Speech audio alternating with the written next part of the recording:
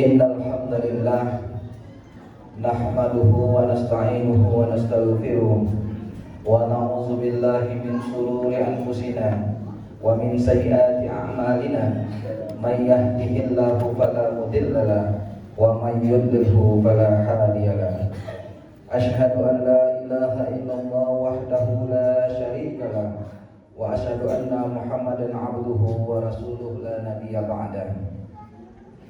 Ya ayyuhallazina amanu ittaqullaha haqqa tuqatih wa la tamutunna illa wa antum muslimun. Wa qala Allah ta'ala aidan a'udzu billahi minasy syaithanir rajim. Bismillahirrahmanirrahim. Ya ayyuhan nasu taqu rabbakumul ladzi khalaqakum min nafsin wahidah wa khalaqa minha zawjaha wa batha minhuma rijalan katsiran wa nisaa wattaqullaha allazi tasaaluna bihi wal arham innallaha kana 'alaikum raqiba. Ya ayyuhallazina amanu taqullaha wa qulu qawlan sadida yuslih lakum a'malakum wa yaghfir lakum dzunubakum wa may yuti'illaha wa rasulahu faqad faza fawzan 'azima. Shadaqallahul 'azim. Jamaah salat Jumat rahimakumullah. Pada kesempatan yang berbahagia ini, khatib mengingatkan diri khatib secara pribadi dan jamaah pada umumnya, marilah kita senantiasa meningkatkan kualitas takwa kita kepada Allah Subhanahu wa taala dengan hakikat takwa yang sebenarnya, yaitu menjauhi apa-apa yang dilarang oleh Allah Subhanahu wa taala dan mengazamkan dirinya untuk senantiasa menjalankan apa-apa yang telah diperintahkan oleh Allah Subhanahu wa taala. Kemudian marilah kita senantiasa mengungkapkan rasa syukur kepada Allah Subhanahu wa taala karena sampai detik ini, sampai menit ini kita masih diberikan kenikmatan-kenikmatan yang luar biasa banyaknya oleh Allah Subhanahu wa taala. Kenikmatan yang sangat banyak itu tidak sebanding dengan rasa syukur kita kepada Allah Subhanahu wa taala. Sebagaimana Allah telah menjelaskan di dalam firman-Nya, a'udzubillahi minasyaitonir rajim. Wa in ta'uddu ni'matallah la tuhsuha. Dan jika kalian hendak menghitung-hitung nikmat Allah, niscaya kita tidak akan pernah mampu menghitung jumlahnya. Selanjutnya, khatib mengajak jamaah sekalian untuk senantiasa berdoa kepada Allah Subhanahu wa taala agar Allah Subhanahu wa taala senantiasa melimpahkan setinggi-tingginya penghargaan dan penghormatan yang biasa kita kenal dengan istilah sholawat dan salam sejahtera kepada pemimpin kita bersama, teladan kita bersama, Imamul Muttaqin, pemimpin orang-orang yang bertakwa, Qaidul Mujahidin, panglima para mujahid yang sebenar-benarnya, yaitu Nabiullah Muhammad sallallahu alaihi wasallam. Keluarganya, para sahabatnya dan para pengikutnya yang setia hingga akhir zaman. Dan kita berdoa kepada Allah Subhanahu wa taala, semoga musibah-musibah yang telah menimpa negeri kita ini, yang telah menghampiri wilayah kita ini, segera Allah angkat sehingga kita mampu menjalankan aktivitas sebagaimana mestinya. Amin, amin ya rabbal alamin. Jamaah salat Jumat rahimakumullah. Semenjak dahulu Al-Quran telah memperingatkan kita akan provokasi fitnah yang ditimbulkan oleh musuh-musuh Allah, musuh orang-orang yang beriman, yaitu syaitan laknatullah. Bahkan Allah mengkaitkan dengan peristiwa fitnah paling pertama yang pernah menimpa kakek moyang kita, yaitu Nabiullah Adam alaihissalam. Dalam firman-Nya, a'udzubillahi minasyaitonir rajim, ya bani Adam, la yaftinannakum syaitan kama akhraja abwaykum minal jannah, yang artinya, hai anak-anak Adam, janganlah sekali-kali kamu dapat difitnah, ditipu oleh syaitan sebagaimana dia telah mengeluarkan kedua ibu bapakmu dari surga. Quran surat Al-A'raf ayat 27. Syaitan merupakan musuh yang nyata yang sepatutnya senantiasa diperlakukan sebagai musuh, dihadapi dengan sungguh-sungguh, kewaspadaan yang penuh dan sikap non-kompromi serta senjata yang memadai.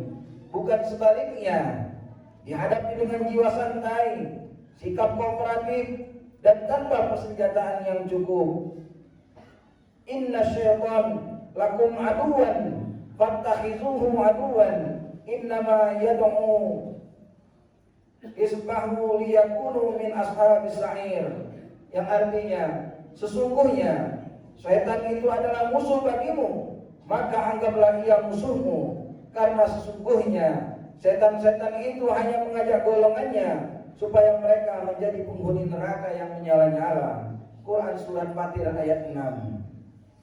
Dan perlu kita ingat bahwa musuh kita terdiri dari dua golongan makhluk. Yang pertama, golongan manusia, dan yang kedua, golongan jin beserta anak-anaknya. Inilah yang membuat pertarungan orang-orang yang beriman semakin berat, sebab kita hanya mampu memprediksi, mampu mendeteksi salah satu di antara keduanya, sedangkan satunya lagi sungguh sulit kecuali jika Allah telah mengizinkan kepada kita. Wa kadzalika ja'alna likulli nabiyyin aduwwan syaitan al-insi wal jin. Dan demikianlah kami telah jadikan tiap-tiap nabi itu musuh, yaitu setan-setan dari jenis manusia dan dari jenis jin. Quran surat Al-An'am ayat 112. Jamaah salat Jumat rahimakumullah. Beberapa puluh abad yang lalu, Nabi Muhammad SAW telah memperingatkan kita bahwa telah akan datang suatu masa di mana badai fitnah akan menyelimuti dunia sehingga mengancam iman kaum muslimin, dan badai fitnah itu menjadikan dunia semakin gelapnya sehingga seorang muslim rela menjual agamanya, rela menjual imannya yang mahal demi meraih kesenangan dunia yang murah. Sungguh suatu tindakan hina dan berbahaya.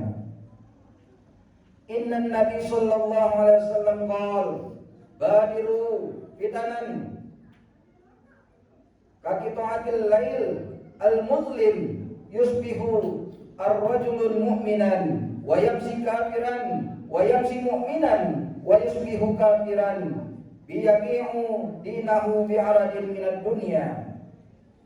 Nabi sallallahu alaihi wasallam bersabda, bersegeralah kalian beramal sebelum datangnya fitnah, seperti sepenggalan malam yang gelap gulita. Seorang laki-laki di waktu pagi dia masih mukmin, namun di waktu sore dia telah menjadi kafir. Dan di waktu sore masih beriman, dan di pagi harinya sudah menjadi kafir. Menjual agamanya hanyalah demi kesenangan dunia. Hadis riwayat Ahmad. Sadarkah kita bahwa salah satu perkara penting yang sering diabaikan oleh umat Islam dewasa ini ialah betapa terancamnya eksistensi iman kita.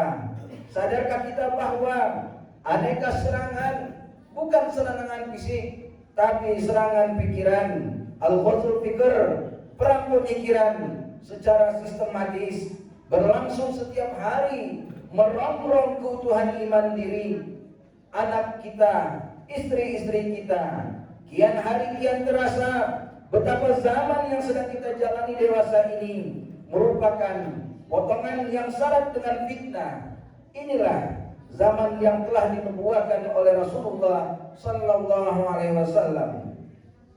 Dalam hadisnya yang berbunyi, qala Rasulullah sallallahu alaihi wasallam, yusikul umamu an tada'a alaikum kama tada'a akala ila qas'atiha faqala qailun wa min qillati nahnu yawma idzin. Qala bal antum yawma idzin katsir walakinnakum usa'an ka usa'is sayl wa la yanza'anna Allahu min suduri uduwikum al-mahaba minkum wal yakzibanna Allahu fi qulubikumul wahn.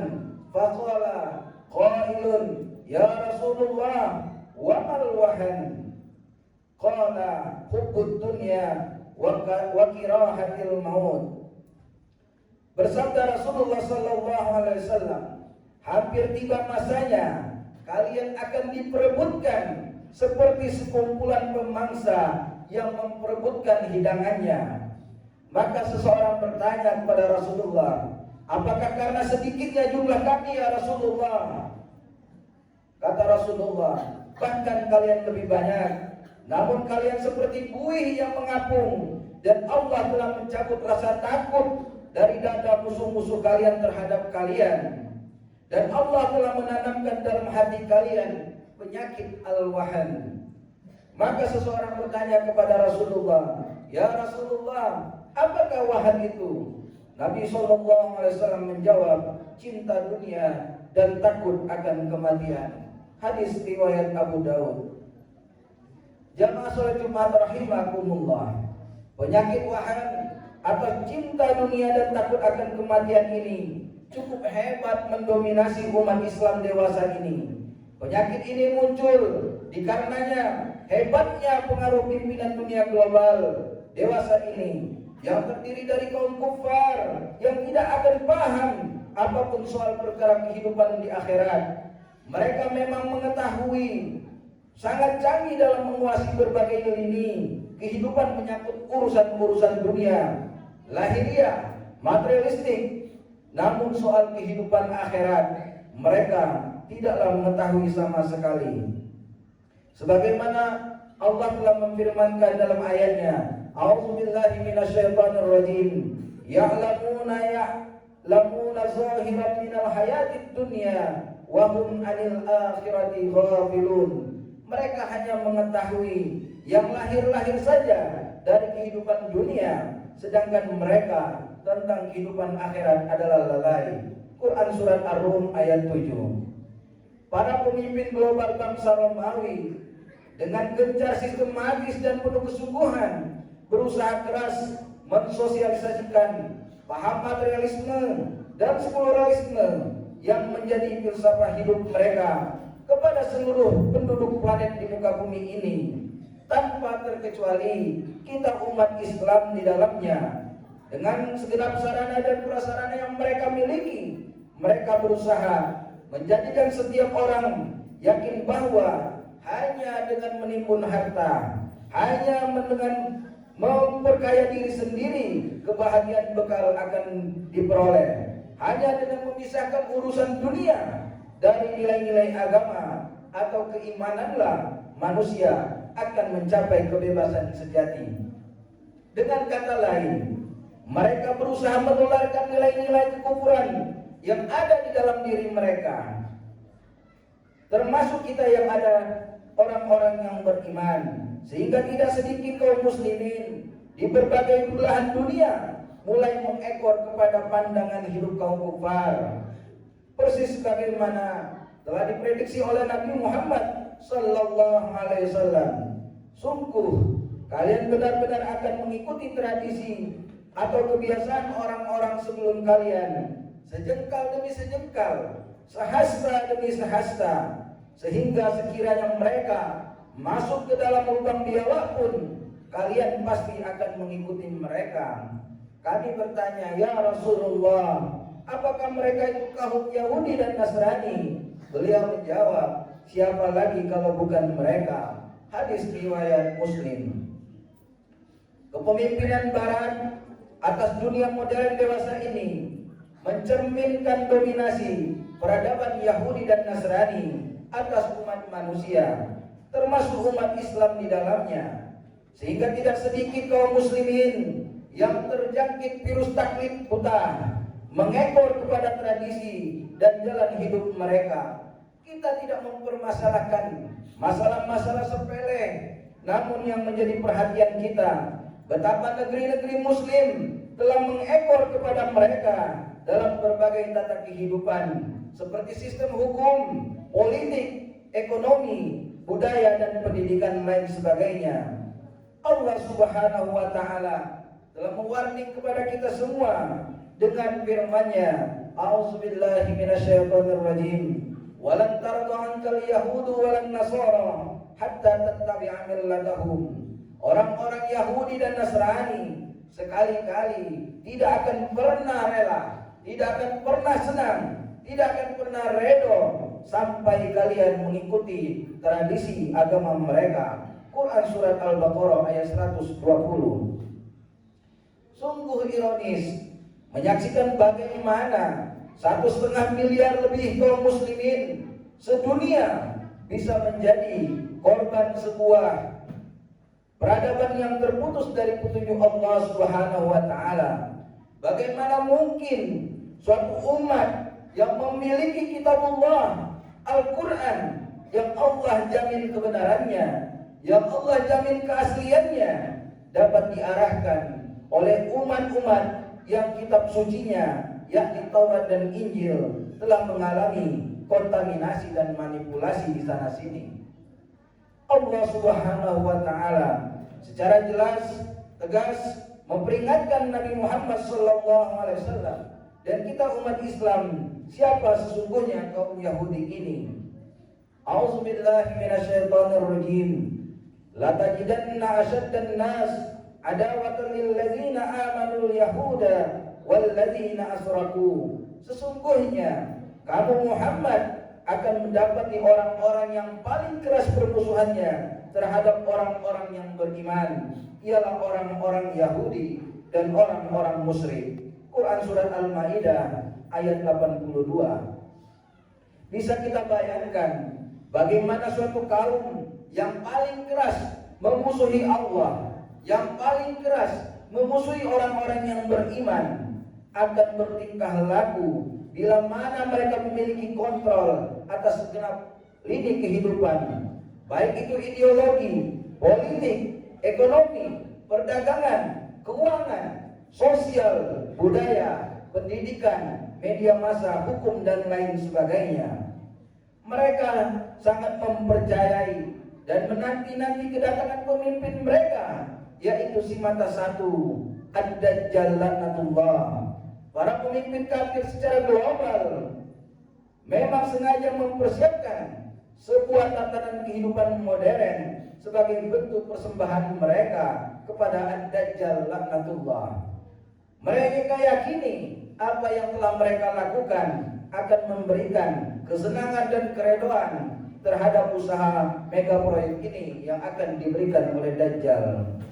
Jangan-jangan inilah zaman di mana badai fitnah yang muncul akan bermuara kepada hadirnya fitnah paling dahsyat, yaitu fitnah Ad-Dajjal. Suatu ketika ihwal Dajjal ini dibicarakan di hadapan Rasulullah sallallahu alaihi wasallam.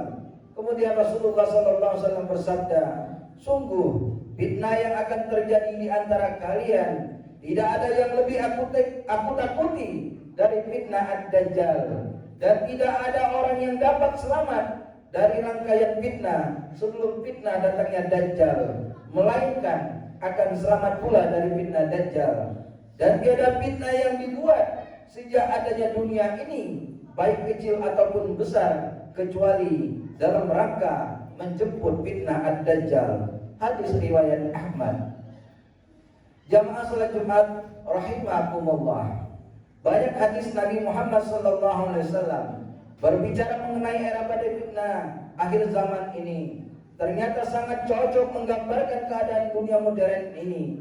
Di antaranya dalam aspek penyimpangan hukum dan melemahnya semangat beribadah umat.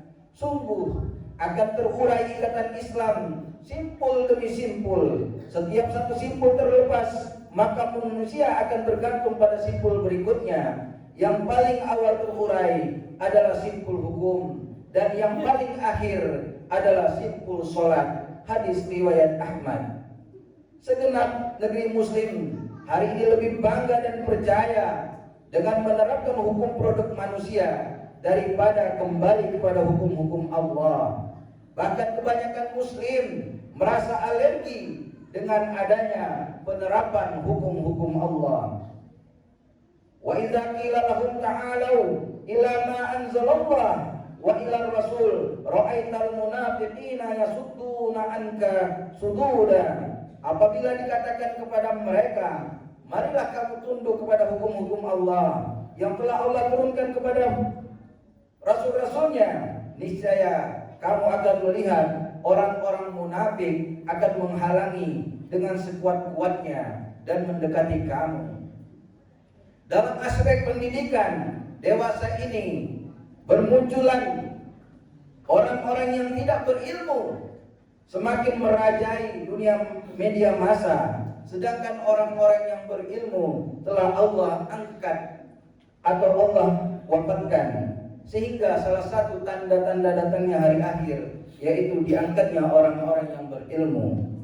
Dalam aspek ekonomi dan keuangan kita akan melihat sebagaimana sabda Rasulullah SAW, benar-benar akan datang kepada manusia suatu zaman tidak ada seorang pun dari mereka kecuali akan memakan riba, dan barang siapa tidak memakannya maka ia akan terkena debunya.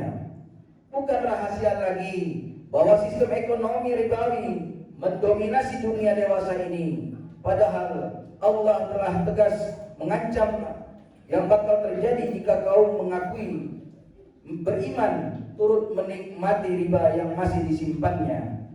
Dalam aspek perdagangan dan mata pencaharian, Nabi Muhammad SAW telah menjelaskan, sungguh akan datang pada manusia suatu masa seorang tidak peduli lagi dari mana hartanya yang diperolehnya, apakah dengan cara halal ataupun dengan cara haram. Hadis riwayat Ahmad. Sungguh pada dewasa ini kita telah menemui dan telah merasakan berbagai fitnah yang terjadi di antara kita, baik itu dari tatanan hukum, ekonomi, politik, sosial dan budaya. Bahwa ditemukan pada saat ini banyak orang-orang yang memakai baju, tapi bajunya tidaklah menutupi tubuhnya. Nauzubillah, summa nauzubillah min zalik. Auzubillahi minasyaitonir rajim. Bismillahirrahmanirrahim. Wal 'asr innal insana lafi khusr illa alladziina aamanu wa 'amilus shalihat wa tawassaw bil haqq wa tawassaw bis sabr. Barakallahu li wa lakum wa li sa'iril muslimina wal muslimat wal mu'minina wal mu'minat fastaghfiru innahu huwal ghafurur rahim.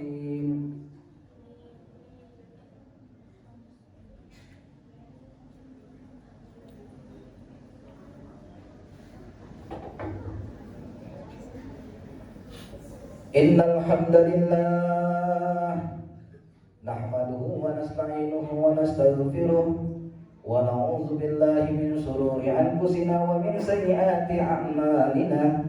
May yahdihillahu fala mudilla lahu wa may yudlilhu fala hadiya lahu. Ashhadu an la ilaha illallah wahdahu la syarika lahu wa ashhadu anna Muhammadan abduhu wa rasuluh. Sallallahu ala nabiyyina Muhammad wa ala alihi wa ashabihi wa sallama tasliman katsira. Qala Allah ta'ala fi kitabihil karim, a'udzu billahi minasy syaithanir rajim. Ya ayyuhalladzina amanu taqullaha haqqa tuqatih wa la tamutunna illa wa antum muslimun. Wa qala ta'ala wa man yattaqillaha yaj'al lahu makhraja wa qala wa man yattaqillaha yukaffir 'anhu sayyi'atihi wa yu'zim lahu ajra. Allahumma shalli 'ala Muhammad wa 'ala ali Muhammad kama shallaita 'ala Ibrahim wa 'ala ali Ibrahim wa barik 'ala Muhammad wa 'ala ali Muhammad kama barakta 'ala Ibrahim wa 'ala ali Ibrahim إنك حميد مجيد. اللهم اغفر للمسلمين والمسلمات والمؤمنين والمؤمنات الأحياء منهم والأموات إنك سميع قريب مجيب الدعوات. اللهم أرنا الحق حقا وارزقنا اتباعه وأرنا الباطل باطلا وارزقنا اجتنابه. ربنا آتنا في الدنيا حسنة وفي الآخرة حسنة وقنا عذاب النار. سبحان ربك رب العزة عما يصفون وسلام على المرسلين والحمد لله رب العالمين. أقيم الصلاة.